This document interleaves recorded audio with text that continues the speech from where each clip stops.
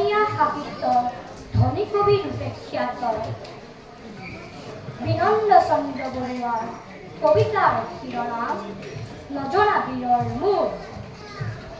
দুইতৰ পাৰত চিলা পৰ্বতৰ দাঁতিত এখনি গাঁও, হেলেঙিৰ দৰে চকু জুৰি ৰয় যেনিয়ে এবাৰ চাওঁ।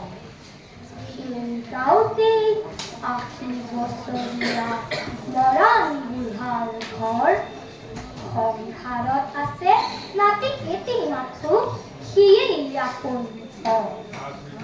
বুঢ়াৰ মৰম বেখাৰে কলিয়াৰ ৬৮ বছৰ হ'ল, এদিন গধূলি শৰাই ঘাটলৈ অকলৈ ওলাই গ'ল।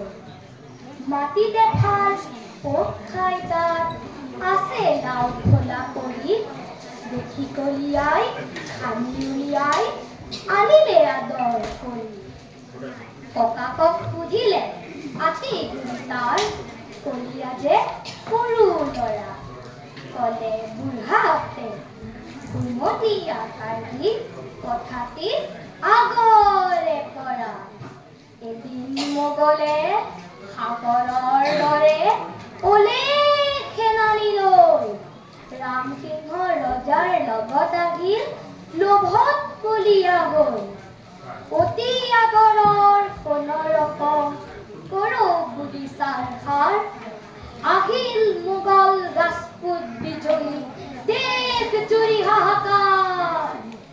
শৰাইঘাটৰ ৰজাৰ বিষয়া লাচিত ফুকন বীৰ, জনমভূমিক ৰাখিবৰ মনে উপায় কৰিলে স্থিৰ। দেশৰ কাৰণে প্ৰাণ দিবলৈ আহিল কতনো বীৰ, পৰি গ'ল হাই শৰাইঘাটতে অলেখ জনৰ শিৰ। লাচিত বীৰৰ সহিব নোৱাৰি অতুল বিক্ৰম বল, মোগল সেনানী জয় আশাইৰি অহা বাটে ঘূৰি গ'ল। সেই যুদ্ধতেই তৰোজে পিতাৰে এৰিলে নিজৰ প্ৰাণ, হাঁহি হাঁহি গৈ দেশৰ কাৰণে জীৱন কৰিলে দান।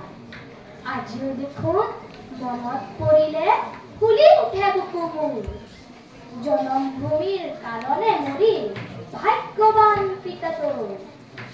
আলৈ আথানি নকটিবি হেৰ কোনোবা বীৰৰ মূৰ, অতি আদৰৰ বস্তু হেৰপিতো পবিত্ৰতা ভৰপূৰ। কলিয়াই দিলে মৰাণ বুঢ়াক নজনা বীৰৰ মূৰ, চন্দন কাঠৰ চিতাত জ্বলাই বুকু যে পেলালে জোৰ। ধন্যবাদ।